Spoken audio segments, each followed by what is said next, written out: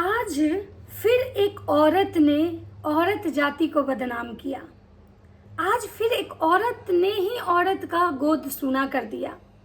एक औरत इतना कैसे गिर सकती है, सोच के बहुत हैरानी हो रहा है। कुछ दिन पहले आप लोगों ने एक अतुल सुभाष वाला केस सुना था, जिसमें एक औरत अपने स्वार्थ के लिए अपने सुहाग की बलि चढ़ा देती है।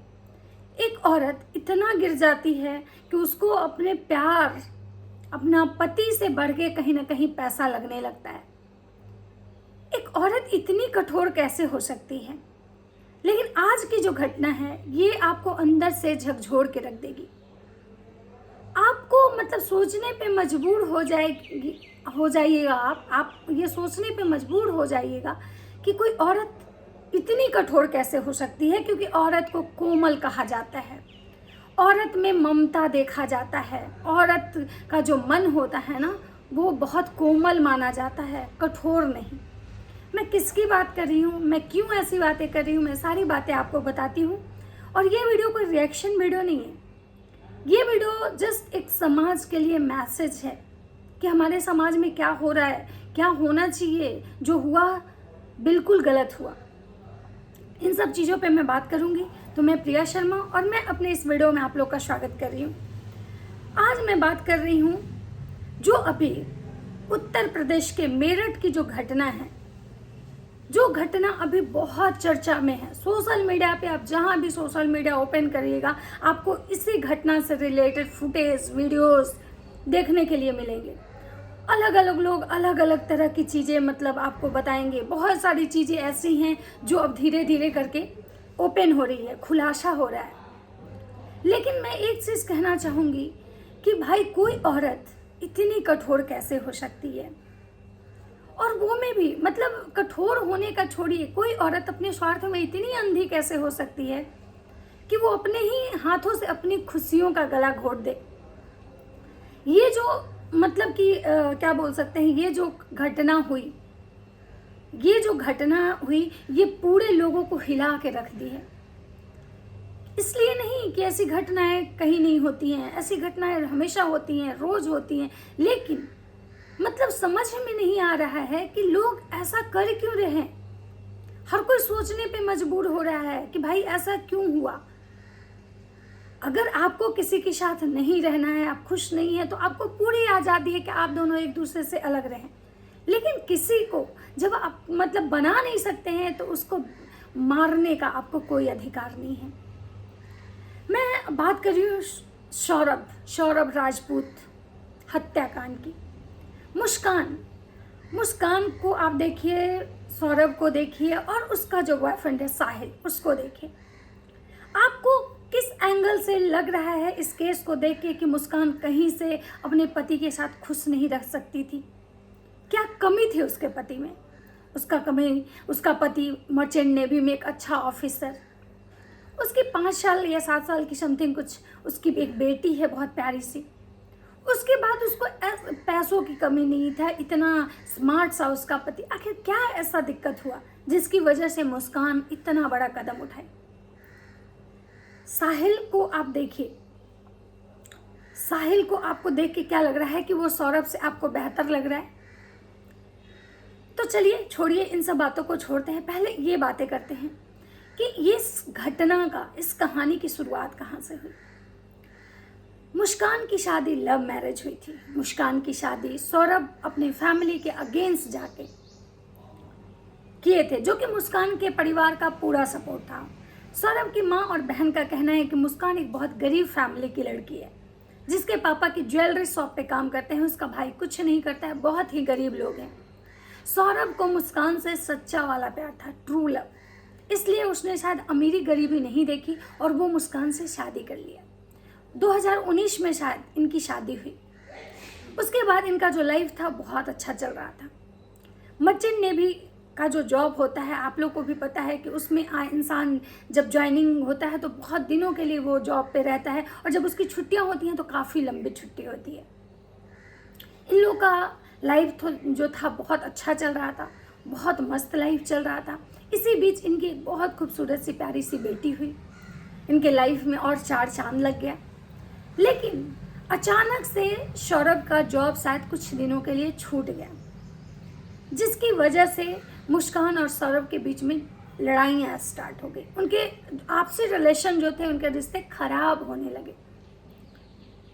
उसके बाद सौरभ को कुछ दिनों के बाद फिर से उसका जो जॉब था कंटिन्यू हो गया।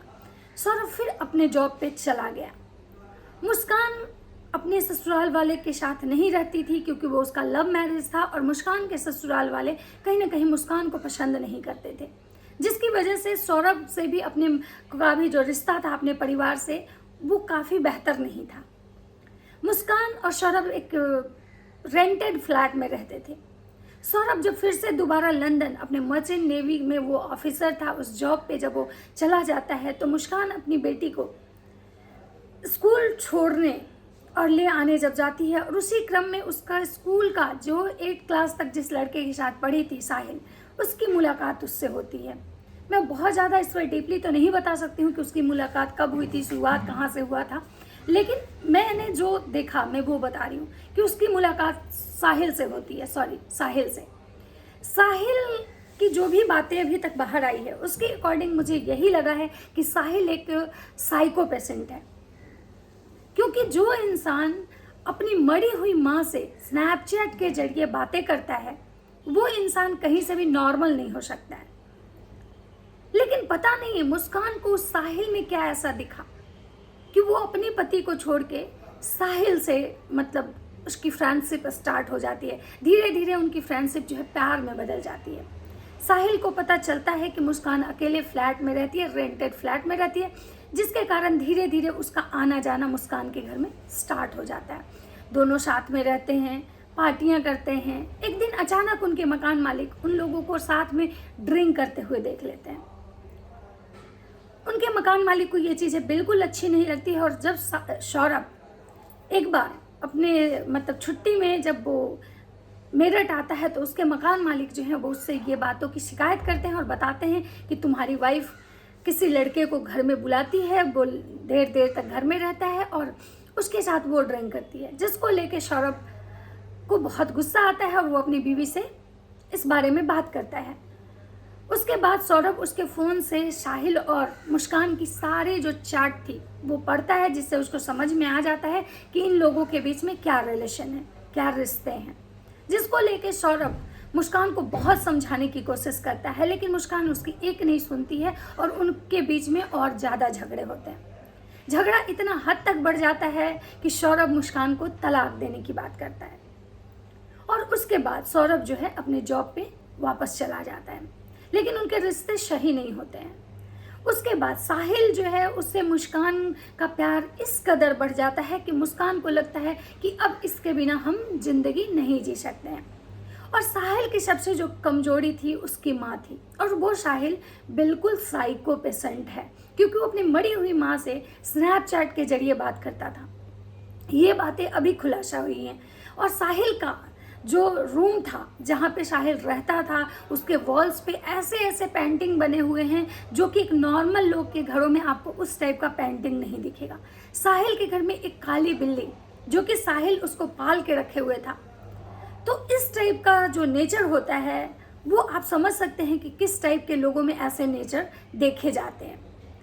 साहिल को जब मुस्कान को ये चीज़ें पता चली कि साहिल स्नैपचैट के जरिए अपनी माँ से बात करता है, और साहिल को लगता है कि उसकी माँ उससे बात करती है, वो जिंदा है, तो मुस्कान ने एक नए नंबर से खरीदा और उस पर नए नंबर से स्नैपचैट पे आईडी बनाई, और साहिल को एक अननोन लड़की बनके उसकी माँ का मतलब माँ के तरफ से मैसेज देने की कोशिश करने लगी कि मुस्कान बहुत अच्छी लड़की है, तुम जीवन भर उसके साथ रहना, तुम उसका साथ कभी मत छोड़ना।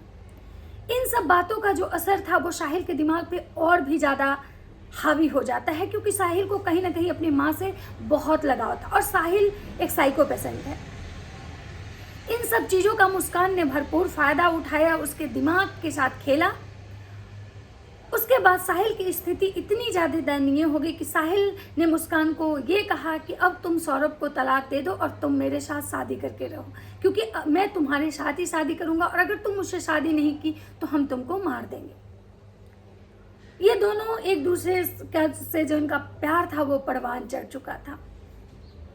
उसके बाद इन दोनों ने मिलकर प्लानिंग की कि अगर हम तलाक दे देते हैं तो भी वो जो लड़का है हमारे इर्द गिर्द ही रहेगा, इसलिए उसको जड़ से हटाने का प्लान करते हैं। जिसके लिए इन दोनों ने बहुत सारे वेब सीरीज़ देखे, बहुत सारे लोगों से मतलब जानकारियाँ ली कि कैसे किसी को क्या कर सकते हैं, कैसे मतलब किसी को ख़त्म कर सकते हैं। उसके लिए मुस्कान ने अपना खुद का एक डिप्रेशन का नाटक किया। वो डॉक्टर के पास गई, एंजाइटी डिप्रेशंस के टैबलेट्स मतलब के लिए बात की, लेकिन डॉक्टर किसी को भी मतलब अगर डिप्रेशन और एंजाइटी होती है तो नींद की गोलियां उसको नहीं जल्दी देते हैं। उसके बाद मुस्कान ने क्या किया कि उस पर खुद से गूगल से सर्च करके किसी मतलब ऐसे मेडिसिन की जो नशा जिसमें हो, नींद की गोलियां खुद से मेंशन की और मेडिकल स्टोर से खरीद के लिए आए। और उसके बाद इन लोगों ने प्लान किया कि सौरभ को बुलाते हैं और सौरभ जब आएगा तो उसको हम लोग नशे की गोलियां देके मार देंगे। मुस्कान का बर्थडे था और मुस्कान सौरभ को ये कहती है कि तुम मेरे बर्थडे में आओ, मेरा बर्थडे स्पेशल बनाना है। मुस्कान सौरभ से बहुत प्यार करता था, इसलिए वो मुस्कान के बर्थडे में बिना कुछ सोचे समझे वो लंदन से वापस आता है। लंदन से वापस आने के बाद मुस्कान का बर्थडे मनाया जाता है। मुस्कान उसके ड्रिंक में वो नशे की गोलियां मिलाती है, लेकिन सौरभ उस ड्रिंक को पीने से मना कर देता है। और तब उन लोगों को लगता है साहिल को कि भाई अब ये प्लान तो फेल कर गया, तो वो लोग क्या करते हैं और उसके बाद सौरभ वापस लंदन चला जाता है। तो इन लोग सोचते हैं कि भाई अब कैसे उसको मतलब अब कैसे दोबारा उसको ख़त्म करें। तो इन लोगों ने फिर से एक प्लानिंग की कि उसको क्या करना है, कैसे मारना है, कैसे उसको दफन करना है। इसके लिए इन लोगों ने जगह जगह अलग अलग जगह से बहुत सारे सोर्स इकट्ठे किए, गूगल से कुछ सोर्स इकट्ठे किए, यूट्यूब से देखा, प्लस इन लोगों ने अपने फ्रेंड सर्कल में लोगों से एडवाइजें ली। उसके बाद इन लोगों ने बहुत सारी वेब सीरीज साथ में देखी और प्लान किया।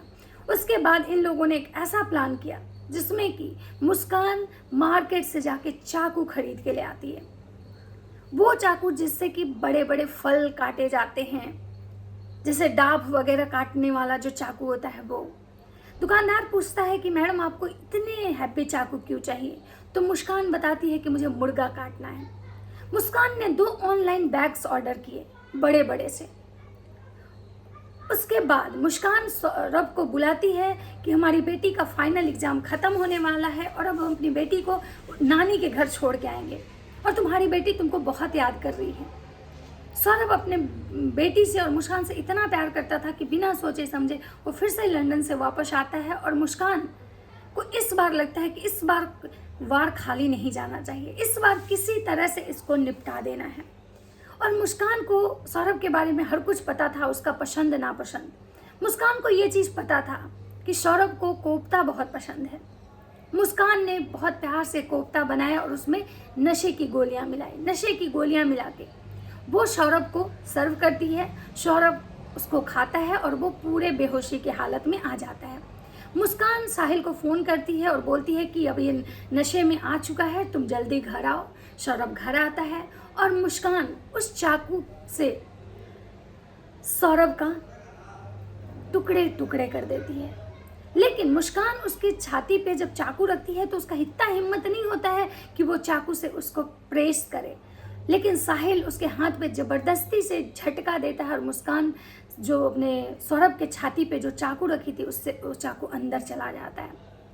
उसके बाद साहिल सौरभ के बहुत सारे टुकड़े करता है।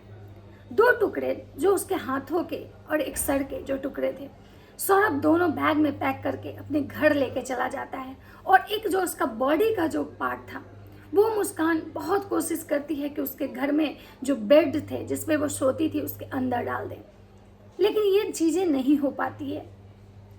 सौरभ दूसरे दिन आता है और इस बॉडी को मतलब कि सोचता है कि कहाँ इसको जला दे, और ये दोनों प्लान करते हैं कि किसी सुनसान जगह पे ले जाकर इसको जला दे, लेकिन इसमें भी वो सफल नहीं होते हैं। तो उनके दिमाग में एक और प्लान आता है और मुस्कान जाती है मार्केट और बहुत बड़ा सा ड्रम खरीद के लाती है प्लास्टिक का। दुकानदार पूछता है कि आपको क्या करना है, तो बोलती है मुझे इसमें गेहूँ रखना है। और मुस्कान वो ड्रम जाके मार्केट से खरीद के लाती है 250 लीटर का। और उसके बाद मुस्कान उसमें सौरभ के बॉडी को डाल देती है और ऊपर से सीमेंट से उसको जाम कर देती है। और उसके बाद साहिल और मुस्कान मस्त केक काटते हैं और उसको सेलिब्रेट करते हैं। और उसके बाद ये दोनों एक कैब लेके कुल्लू मनाली घूमने चले जाते हैं। इनकी बेटी जो है बार बार ये चीज़ रट लगाती है कि पापा ड्रम में है, पापा ड्रम में है, लेकिन किसी को ये बातें समझ में नहीं आती है। लेकिन पता नहीं क्यों उनके मकान मालिक जो थे वो कह रहे थे घर खाली करने के लिए। पता नहीं उनको ऐसा क्या लगा, वो बोल रहे थे घर खाली करने के लिए। मुस्कान को इतना प्रेशर दिया मतलब महसूस होता है और वो जाके लास्ट में अपने पापा मम्मी को ये मैटर बताती है। और उसके पापा मम्मी जो हैं वो खुद ही पुलिस को बुला के अपनी बेटी को और साहिल को इसके हवाले करते हैं, पुलिस के हवाले करते हैं। अभी बहुत सारी बातें हैं इस कहानी में। मैं अगर बहुत सारी बातें करूँगी तो शायद एक मेरा जो वीडियो है बहुत लंबा हो जाएगा। मेरा बस इतना ही कहना है कि भाई आज के समय में प्यार से तो सबका विश्वास एकदम से ख़त्म हो गया। कहीं औरत हो रही है तो मर्द को मार दे रही है, कहीं मर्द हैं तो औरतों को मार दे रहे हैं, मतलब किसी और के चक्कर में। लेकिन इतना तो है कि विनाश काले विपरीत बुद्धि। इंसान किसी को गिरा के ये सोचता है कि मैं अब बेहतर लाइफ जीऊँगा या जीऊँगी, तो ऐसा कुछ नहीं होता। आज मुस्कान और साहिल दोनों पुलिस की हिरासत में हैं और वहाँ भी मुस्कान का ये कहना है कि मुझे जेल में भी साहिल के साथ रहने दीजिए, नहीं तो मैं मर जाऊँगी। मुझे लगता है कि साहिल तो साइको था ही, मुझे लगता है कि उसके साथ रह के मुस्कान भी पूरी साइको हो चुकी है। मैं उन सारे लड़कियों से कहना चाहूँगी या सारे मर्दों से कहना चाहूँगी अपने इस वीडियो के माध्यम से कि आपको किसी के साथ नहीं रहना है, ये आपका अधिकार है। लेकिन किसी को टॉर्चर करना, किसी को परेशान करना या किसी को इस कदर उसकी ज़िंदगी से ख़त्म कर देना, इसका आपको कोई अधिकार नहीं है। तो आपको अगर जिस रिश्ते में घुटन हो रही है, जिस रिश्ते में आप अच्छा फील नहीं कर रहे, आपको जिसके साथ रहना है आप रहिए, लेकिन किसी को इस तरह से करके रहना बिल्कुल सही नहीं है। आपने किसी माँ का गोद सूना कर दिया, किसी बहन का भाई छीन लिया। आपको क्या लगता है इतना करने के बाद आपको जीवन में सुकून मिलना है? क्या आप साहिल के साथ या कोई भी दुनिया के किसी भी लोग के साथ कोई भी अगर जाते हैं तो क्या खुश रह सकते हैं? तो ये जो कुछ भी हुआ बहुत गलत हुआ, बहुत ज़्यादा ही गलत हुआ। और मेरा यही एक मैसेज है सबके लिए कि प्लीज़ आपको नहीं रहना है मत रहो, लेकिन किसी के साथ इतना घटिया मत करो। और कोई औरत ऐसे कैसे कर सकते हैं यार, बहुत मैं कुछ बोल नहीं पा रही हूँ इस पर ज़्यादा। तो चलिए ये था मेरा छोटा सा एक वीडियो। अगर अच्छा लगे तो आप लोग मुझे कमेंट ज़रूर करके बताइएगा। चलिए इस वीडियो को यहीं पे ख़त्म करते हैं। Bye bye.